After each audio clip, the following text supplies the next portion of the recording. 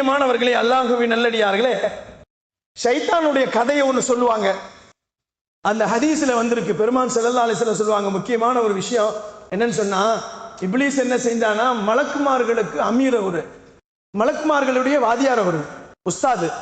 அவர் என்ன செஞ்சாருன்னா, 2000 ஆண்டுகள் உலகம் முழுக்க சஜ்தா செஞ்சவர்.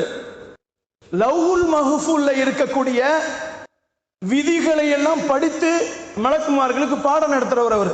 யாரு? இப்லீஸ், ஷைத்தான்.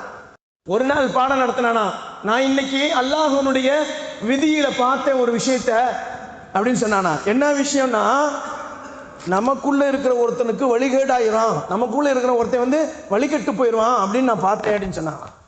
அப்ப மலக்குமாரெல்லாம் கேட்டாங்களாம் உஸ்தாதுட்ட, உஸ்தாது நீங்க எங்களுக்காண்டி துவா செய்யுங்க, எங்களுக்கெல்லாம் அந்த வழிகேட்டதில் இருந்து அல்லாஹ் என்னை பாதுகாக்கணும்னு துவா செய்யுங்க அப்படின்னு சொன்னோடனே அவன் கையேந்தி அல்லாஹ்ட்ட துவா செஞ்சான். அந்த இப்லீஸ், யா அல்லாஹ் இவங்களை எல்லாம் வழிகேட்டில் இருந்து பாதுகாத்துருன்ட்டு தன்னைய மறந்துட்டான்.